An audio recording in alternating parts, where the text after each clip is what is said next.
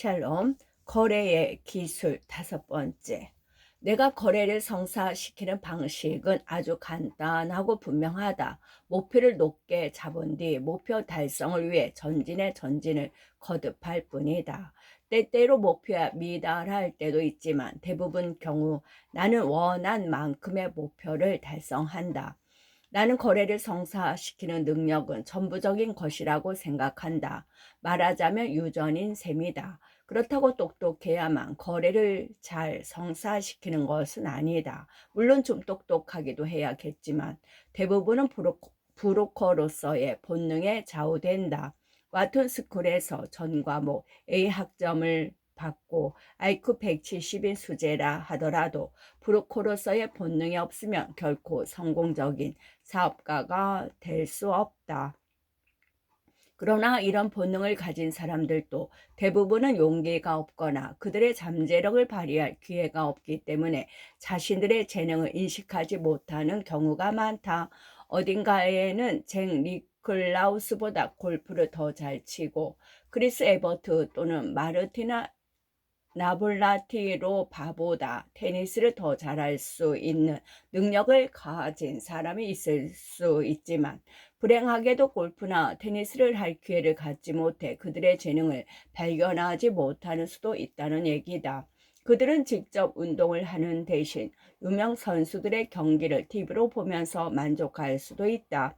내가 성공시켰던 거래를 회상해보면 실패했거나 놓쳐버린 경우에서도 마찬가지지만 몇 가지 공통점이 있다. 물론 부동산 거래업자인 내가 지금부터 소개하려는 교훈만 따르면 곧 백만장자가 된다고 약속할 수는 없다. 내 말만 따르면 천국에 간다고 주장하는 TV 붕사와는 다르기 때문이다. 인생이란 뜻대로 되는 것이 아니므로 금방 부자가 되려고 애쓰는 사람이 반대로 쫄딱 망하는 일이 더 많다. 재능과 브로커로서의 본능까지 갖고 있어서 크게 성공할 수 있는 독자들은 내 충고를 그대로 따르지 말았으면 싶다. 왜냐하면 모두 내 충고를 따르게 된다면 내 사업이 더욱 어려워질 테니까 말이다. 크게 생각하라. 크게 생각하라. 나는 크게 생각하기를 좋아한다. 사람들은 대개 무언가 결정을 내려야 할 경우 이를 성사시킨다는 것에 대해 두려움을 갖기 때문에 규모를 작게 생각하는 경향이 있다. 그런 점이 나 같은 사람에게는 굉장히 유리하게 작용하지만 내 아버지는 브루클린과 퀸스의 저소득층을 위한 주택을 지으셨는데 그때도 나는 더 좋은 장소에 구미가 당겼다. 퀸스에서 일할 때 나는 포리스트 힐스 쪽이 유망하다고 생각했으나 조금 나이가 들어보니 포리스트 힐스보다는 5번로가 훨씬 유리한 장소였다. 그래서 일찍부터 맨해튼 쪽을 노리게 됐는데 이런 것으로 보아 나는 목표에 대한 센스가 있는 것 같다. 나는 좀 여유 있게 산다고 해서 만족하지는 않았다. 뭔가 기념비적인 건물, 큰 노력을 들일 가치가 있는 건물을 짓고 싶었다. 많은 사람들이 자그만 돌집을 사고 팔고 하며 싸구려 붉은 벽돌 빌딩을 지었다. 그러나 나는 맨해튼의 서쪽 강변에 약 100에커의 땅에 개발 단지를 짓거나 파크 에버뉴의 중앙역과 42번가 옆에 거대한 호텔을 지으려는 계획에만 마음이 끌렸다. 이와 똑같이 나를 유혹한 곳은 애틀랜틱 시티였다. 돈벌이가 되는 호텔을 짓기에는 안성맞춤의 장소였다. 호텔에 커다란 카지노를 붙여지면 더욱 좋을 것 같았다. 카지노는 호텔보다 5배나 돈을 벌 수 있기 때문이다. 크게 생각하기 위한 기본 요소의 하나는 집중력이다. 이러한 능력은 꽤 성공한 기업가들에게서 공통적으로 발견할 수 있다. 그들은 집중적이고 충동적이며 외고루로 생각하며 때로는 거의 편집광적이다. 그러나 이 모든 특성은 그들의 사업으로 집중되고 있다. 다른 사람들이 정신적으로 혼란에 빠지는 국면에서도 이들 성공한 사람들은 정신적 혼란에 의해 오히려 도움을 받는다. 이러한 특성이 행복한 생활이나 더 좋은 인생을 만든다고 할 수 없지만 목표를 이루기 위해서는 훨씬 유리하게 작용한다. 특히 날카롭고 강인하며 때로는 사악하기도 한 사람들과 맞서야 하는 뉴욕 부동산 업계에서는 더욱 그러하다. 나는 이러한 사람들과 맞서서 쳐 부수는 것을 좋아하게 됐다. 항상 최악의 경우를 예상하라. 항상 최악의 경우를 예상하라. 사람들은 내가 도박꾼이라고 생각한다. 그러나 나는 도박이라고는 해본 적이 없다. 도박꾼이란 슬롯 머신을 즐기는 사람이다. 나는 슬롯 머신을 즐기기보다는 아예 소유하는 것을 좋아한다. 그것은 사업이기 때문이다. 나는 긍정적 사고의 힘을 믿는다고 알려져 있으나 실제로는 오히려 부정적 사고의 능력을 믿고 있다. 의도하지는 않았지만 거래를 할 때는 보수적 입장을 가지게 되었다. 즉, 항상 최악의 경우를 고려하는 것이다. 최악의 경우를 예상하고 있으면 막상 일이 닥치더라도 견뎌낼 수가 있다. 내가 살아오면서 이 같은 규칙을 지키지 않은 유일한 경우가 미식축구팀과의 거래였다.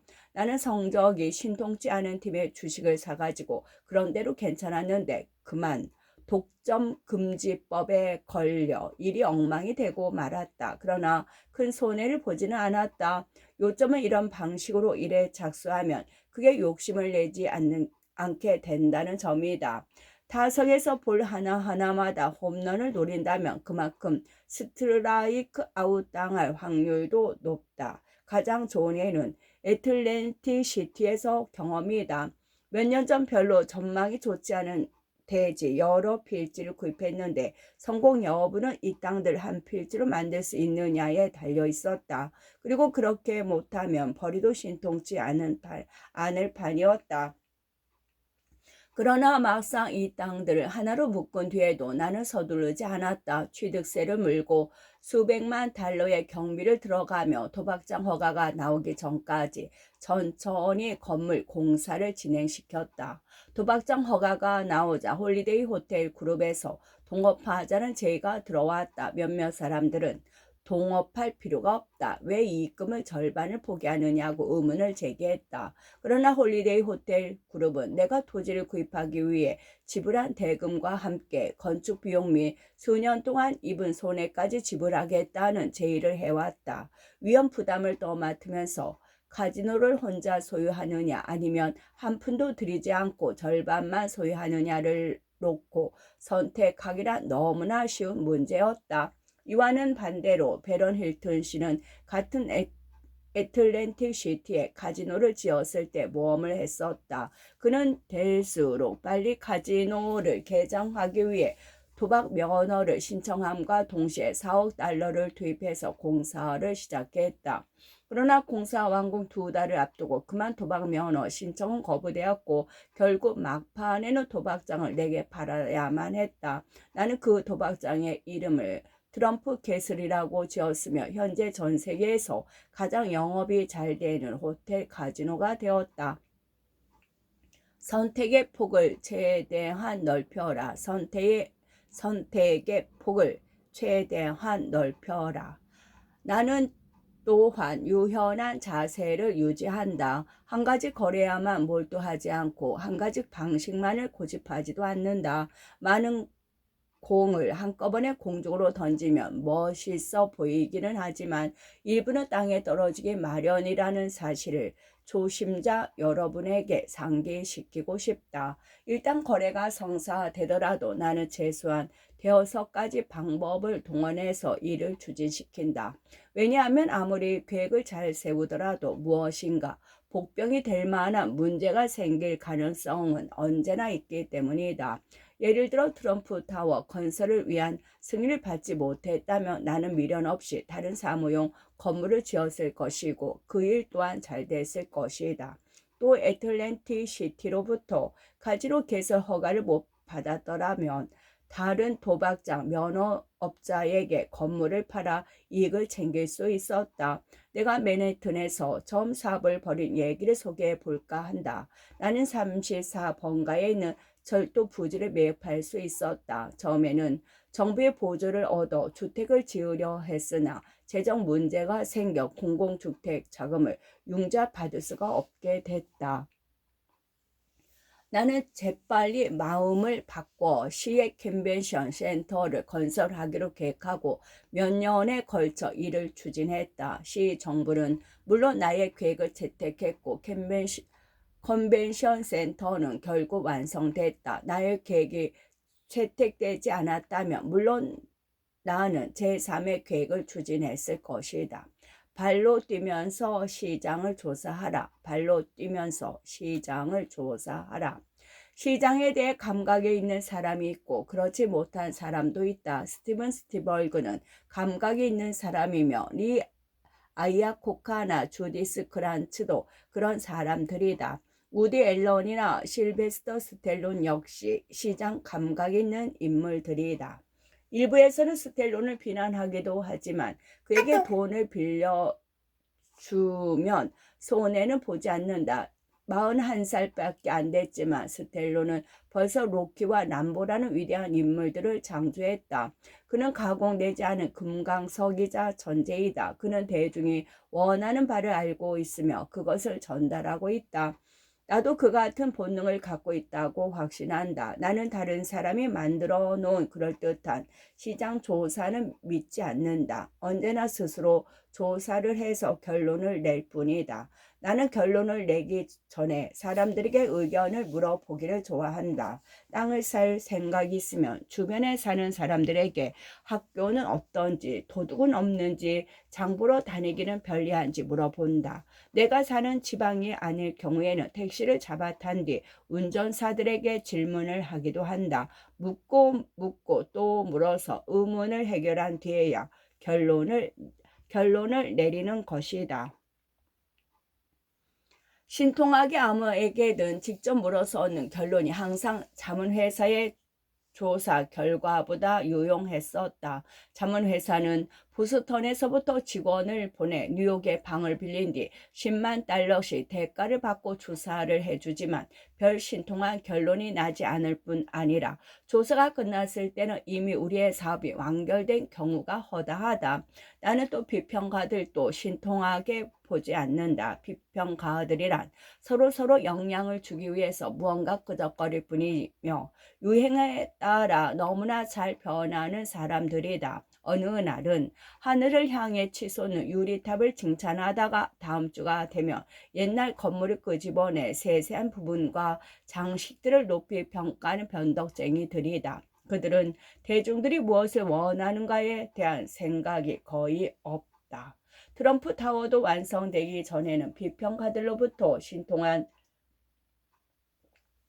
평가를 받지 못했으나 일반 대중들은 이 타워를 좋아했다. 물론 175년 전에 유산을 물려받아 현재 84번가나 파크 애비뉴에 사는 사람들을 제외하고 미인 아내와 함께 붉은 페라리를 타고 다니는 이탈리아 부자들에 대한 얘기다. 그런 사람들이 때를 지어 트럼프 타워에 몰려들고 있다. 트럼프 타워는 새로운 건축 양식을 선보여 흥미를 끌었는데 비평가들은 이러한 변화가 그 당시에 익숙하지 않았다는 이유로 좋은 평을 하지 않았다. 그들은 아직 그토록 호화로운 빌딩을 본 적이 없기 때문에 좋은 평을 할 수도 없었던 셈이다.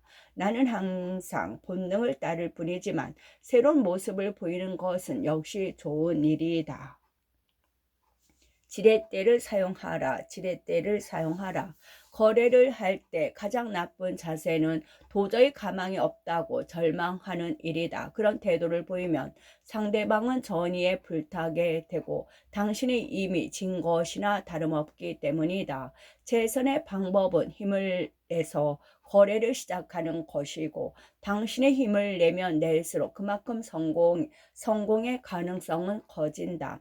남이 갖고 있지 않은 영향력을 발휘해야 이긴다. 그렇지 않고서는 당신이 남보다 다소 유능하더라도 부족하다. 겨우 남과 비등해서는 일을 제대로 할 수가 없다. 그러나 불행하게도 그것이 전부는 아니다. 때로는 상상력과 세일즈맨으로서 자질이 필요한 경우가 있다.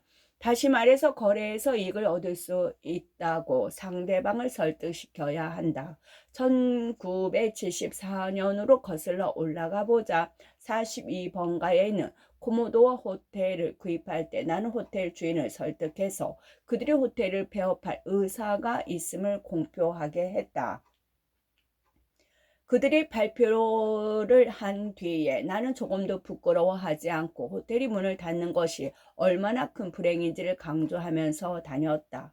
홀리데이 호텔 이사회가 애틀랜티시티에서 나와 동업을 고려하고 있을 때 그들은 우리 호텔이 다른 호텔에 앞서 건설 대리라고 판단했었다. 그래서 실제로는 그러지 못했음에도 불구하고 나는 호텔 건축이 거의 완료됐다고 역설했다. 결국 내가 이를 성공시킨 힘은 그들이 내 말을 믿도록 확신시킨 행동이었던 셈이다. 웨스트사이드 철도 부지를 구입한 뒤 텔레비전 시티라는 이름을 붙인 것도 우연은 아니다. 이름이 좋아서 택한 것은 아니다. 단지 나의 목표를 강조하기 위해서 텔레비전 시티라는 이름을 생각했다. 뉴욕의 TV 방송망을, 특히 MBC 방송망을 갖추는 것이 뉴욕 시민들의 커다란 소망이라는 사실에서 자간한 것이다. 거래를 할 때는 무엇인가 이를 추진시킬 지렛대를 이용해야 한다. 입지보다 전략에 주력하라. 입지보다 전략에 주력하라. 부동산 거래에서 가장 잘못된 인식은 입지에 따라 성공이 좌우된다는 생각이다.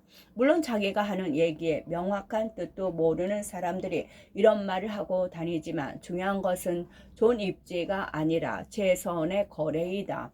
좋은 거래를 위한 계기를 마련할 수 있듯이 부동산의 위치도 선전이나 심리적 효과에 따라 얼마든지 좋다고 판단하도록 만들 수 있다. 트럼프 타워처럼 57번가 5번로의 땅을 가지고 있다면 광고를 많이 할 필요는 없다. 그러나 나는 한 걸음 더 나아가 트럼프 타워를 본래의 가치보다 더 좋은 물건으로 평가되도록 광고를 했다. 반대로 현대미술관 위에 세워진 뮤지엄 타워는 트럼프 타워에서 2블록밖에 떨어져 있지 않은데 광고를 제대로 못해서 훨씬 낮은 가격에 거래됐다. 위치는 치장하기에 따라 달리 평가될 수 있다. 평범한 위치라도 치장을 잘하면 많은 사람들의 관심을 끌 수 있다.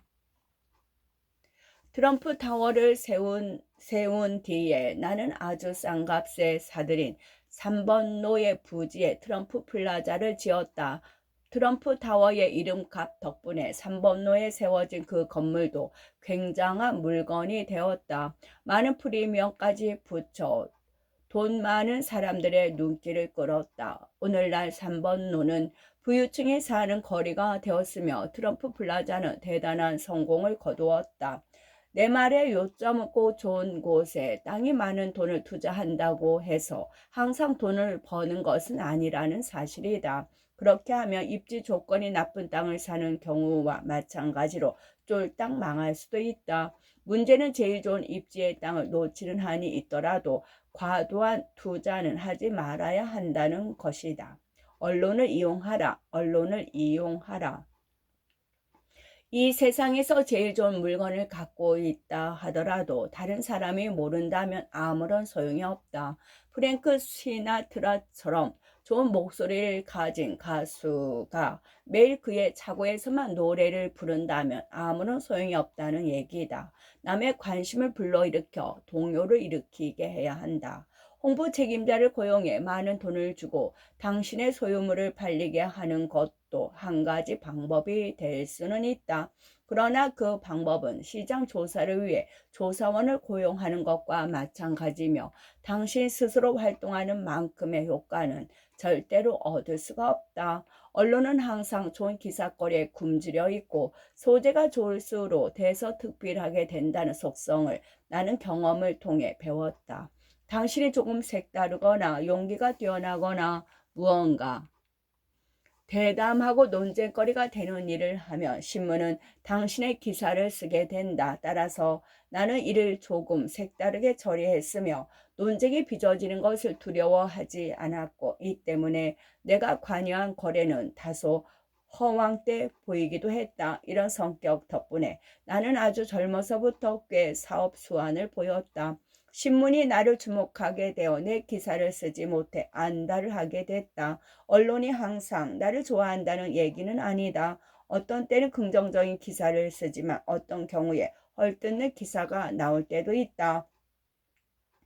나는 순전히 사업적인 관점에서 보면 기사가 나가면 항상 손해보다는 이득이 많기 마련이다. 수치로 보아도 명백하다. 뉴욕타임스의 1쪽짜리 전면 광고를 하려면 4만 달러가 든다. 그래도 독자들은 광고 내용을 의심하는 경향을 보인다. 그러나 뉴욕타임스가 내 사업에 관해 다소 호의적인 기사를 한 줄이라도 쓰면 돈 한 푼 들지 않았지만 그 효과는 4만 달러 이상 나타난다. 흥미로운 것은 개인적으로 피해를 입게 되는 비판적인 기사일지라도 사업적인 측면에서는 크게 도움이 된다는 사실이다.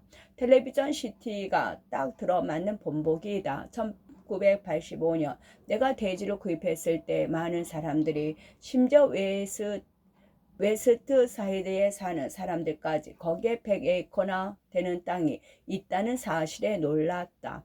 또한 그 땅에 세계에서 제일 높은 건물을 짓겠다는 계획을 발표하자 자연 뉴스거리가 되었다. 뉴욕타임스는 일면 기사를 썼고 CBS TV 앵커맨 댄 레서는 저녁 뉴스에서 이 기사를 다루었으며 조지 웰은 뉴스위크에 칼럼을 썼다. 모든 건축 비평가들이 한마디씩 했고 논설위원들도 견해를 표명했다. 그들 모두가 세계에서 가장 높은 빌딩 건축 계획에 찬성한 것은 아니었지만 그렇게 해서 많은 관심을 불러일으켰고 사업상으로 커다란 이익을 보게 됐다. 기자들과 얘기할 때 유념해야 할 다른 한 가지는 솔직한 의사 표현이다. 나는 기자들을 속이거나 변명만을 하려 들지는 않는다. 사람들은 보통 그렇게 하다가 언론과 불편한 관계가 되고 말지만 나는 기자들이 곤란한 질문을 던지더라도 긍정적인 대답을 하려고 노력한다. 예를 들어 세계에서 가장 높은 건물이 웨스트 사이드에 미치는 악영향에 대해 묻는다면 나는 뉴욕 시민들은 가장 높은 빌딩을 소유할 자격이 있으며 그 빌딩이 생김으로써 시민들의 긍지가 얼마나 높아질지에 대해 역설하며 화살을 피한다. 왜 부자들만을 위해서 건물을 짓느냐고 물으면 건물을 신축하면서 수많은 사람들에게 일자리를 주고 뉴욕시의 세금 수입을 늘림으로써 모든 사람들에게 혜택을 주고 있다고 대답한다. 또 트럼프 타워 같은 빌딩이 뉴욕을 부흥시키는데 얼마나 지대한 공헌을 했는지도 빠뜨리지 않고 역설한다. 이를 성공시키는 마지막 열쇠는 약간의 허세다. 나는 사람들의 환상을 자극시킨다. 사람들은 자신을 위대하다고는 생각하지 않을 수 있으나 남들이 그렇다고 부추겨주면 괜히 우쭐하기 마련이다. 약간의 과장은 아무런 손해도 가져오지 않는 법이다. 사람들은 가장 크고 위대하며 특별한 대상을 신뢰하는 경향이 있는데 나는 그런 속성을 건전한 과장이라고 부르고 있다. 그것은 과대 망상의 순수한 형태로서 아주 효과적인 선전 수단이 될 수 있다. 신념을 위해 저항하라. 신념을 위해 저항하라. 긍정적인 면을 강조해야 하지만 어쩔 수 없이 선택을 해야 할 때가 있다. 대부분의 경우 나는 남들과 잘 지내왔고 내게 호의를 보이는 사람에게는 특별히 잘해준다. 그러나 나를 이용하거나 부당하게 대하는 사람이 있으면 치열하게 대항한다. 싸움을 하면 상황이 더 악화될 우려가 있기 때문에 독자 모두에게 이 방법을 추천할 수는 없지만 내 경험으로 보아 신념을 위해 싸우면 때로 본래의 의도에서 벗어나는 일이 있기는 해도 대개는 최선의 결과를 낳게 된다. 뉴욕시가 트럼프 타워와 관련 세금 문제로 부당하게 대우했을 때 나는 6개의 재판을 걸었다. 물론 소송 비용이 많이 들었고 승소할 가망도 희박했다. 이길 가망이 없다고 말하는 사람들도 많았다. 그러나 나는 결과에 관계없이 노력해 볼 가치가 있다고 판단했고 끝내 이겼다. 애틀랜틱 시티에서 트럼프 프라자 호텔과 카지노를 함께 경영했던 홀리데이 호텔 소유의 한 카지노가 수익이 신통치 않자 나는 끈질기게 그들을 설득 지분을 사버렸다. 그 후로부터는 홀리데이 호텔 전체를 살 생각을 갖게 되었다. 내가 공격적이 아니더라도 나를 목표로 삼는 사람들은 많다. 당신이 성공하면 직면하는 문제 중에 하나가 시샘과 질투다. 상대방을 저지함으로써 성취감을 느끼는 불의의 사람들이 있는데 나는 그들을 인생의 실패자라고 규정하고 있다. 그들이 만약 진짜 재능을 갖고 있다면 싸우는 대신 무언가 건설적인 일을 할 것이다. 최고의 물건을 만들어라. 최고의 물건을 만들어라. 여러분은 다른 사람들을 오랫동안 좌지우지할 수는 없다. 잠깐 동안은 흥분시킬 수도 있고 그럴듯한 선전을 할 수도 있고 온갖 언론을 이용할 수도 있다. 또 좀 떠벌릴 수도 있다. 그러나 좋은 상품을 내놓지 않으면 사람들은 끝내 허실을 알아차리기 마련이다. 지미 카터를 생각해보자. 대통령 선거에서 도널드 레이건에게 진 뒤 카터는 사무실로 나를 찾아왔다. 지미 카터 도서관을 위한 기부금을 모집하는 중이었다. 내가 얼마를 생각하고 있느냐고 묻자 카터는 도널드 500만 달러만 기부해주면 대단히 고맙겠소 하는 것이었다. 기가 막혀 뭐라고 대꾸조차 할 수가 없었다. 그러나 이 경험을 통해 배운 게 있다. 그때까지 나는 어떻게 카터가 대통령이 되었는지 이해할 수가 없었다. 카터는 대통령에 걸맞는 능력은 부족했지만 특별한 것을 요구할 수 있는 배짱이 있었으며 그러한 점이 다른 모든 능력에 앞서 카터를 대통령으로 만든 것이다. 물론 내가 카터를 만났을 때는 국민들이 카터의 능력이 부족하다고 판단, 선거에서 패배한 뒤였다. 로널드 레이건은 또 다른 본보기다. 그는 능숙능란하게 미국 국민들의 마음을 사로잡았다. 임기가 거의 끝나가는 지금에 와서야 그의 웃음 뒤에 무언가 숨겨져 있다고 의심하는 사람들이 하나둘 생기고 있는 것이다.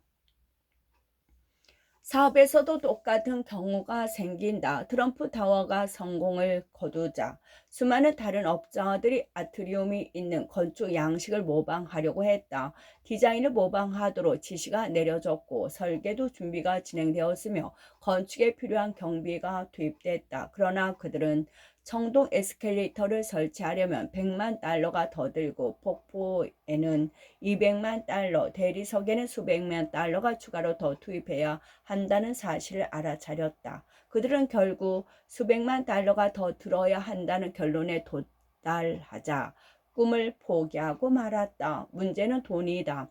나는 아주 운이 좋아서 최고의 건물을 지으면서 최소의 비용을 들었다. 트럼프 타워의 단점을 선전으로 덮기도 했으나 결론은 최고의 물건을 만들어야 한다는 사실이다. 희망은 크게, 비용은 적당히. 희망은 크게, 비용은 적당히.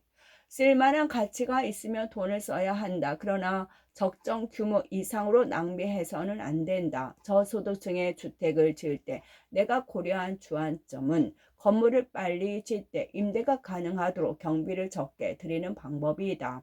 그때부터 일을 벌일 때는 경비를 생각해야 됐고 결국 돈을 뿌리는 일은 없었다. 나는 아버지로부터 동전 한 푼이라도 일일이 챙겨야 한다고 배웠다.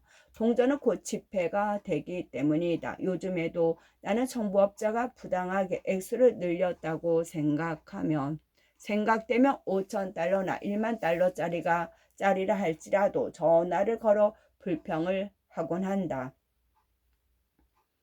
사람들은 내게 묻는다. 그 정도 하찮은 거래 때문에 골치를 썩어요. 내 대답은 이렇다. 만약 내가 1만 달러를 전략하기 위해 25센트짜리 전화를 하지 않는 그런 사람이 된다면 그때는 사업을 접어야죠.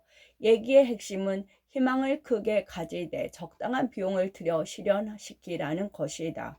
애틀랜시티에 트럼프 플라자를 건축한 무렵 이제까지 수천만 달러의 경비를 들인 거의 모든 카지노들이 적자 운영을 하고 있었기 때문에 은행들이 융자를 꺼렸다. 그러나 우리는 트럼프 플라자를 적당한 공사비를 들여 적당한 시기에 완성시켰고 최고 시즌인 전몰 장병 추도 주일에 개업을 했다. 트럼프 플라자 바로 옆에 카지노를 짓기 위해 수년 동안 애썼던 펜트하우스의 보브 크리치온에는 우리와는 대조적이었다. 그는 건물 공사를 절반밖에 완성시키지 못해 수천만 달러의 수입을 놓쳤으며 게다가 막대한 유지비를 날려야 했다. 관심을 집중하지 않으면 조그만 일도 제대로 관리할 수 없다. 거의 7년 동안 나는 내 사무실 창문을 통해 센트럴파크에 있는 울먼 링크의 개조 공사를 지켜보았다. 그러나 수백만 달러의 돈을 낭비하고도 시에서는 콘크리트를 걷어내고 공사를 다시 시작하는 일을 반복했다. 보다 못한 내가 그 일을 떠맡았다. 그리고는 4개월 만에 시에서 들인 비용의 일부만을 들여 공사를 끝내버렸다. 사업을 재미있는 게임으로 만들어라. 사업을 재미있는 게임으로 만들어라. 나는 나 자신을 속이지는 않는다. 인생이란 쉽게 변하기 마련이고 성공한다고 해서 이 원칙에 바뀌지는 않는다. 무엇이든 아무런 예고 없이 변하기 마련이고 그러기 때문에 나는 일단 발생한 현상을 심각하게 보지 않는다. 내게 돈은 큰 자극이 되지 않는다. 다만 성공하기 위한 수단이 될 뿐이다. 진정한 재미는 게임을 한다는 사실이다. 나는 내가 좀 다르게 일을 처리해야 하는 것이 아닐까 또는 다음에 어떤 일이 생길까 하는 문제에 대해서는 별로 걱정을 하지 않는다. 내가 소개하려고 하는 사업들을 하나로 묶으면 어떤 모습이겠는가 하는 질문을 받는다면 별 신통한 대답이 떠오르지는 않는다. 이를 성사시키도록 도와준 알맞은 순간들을 포착했을 뿐이니까.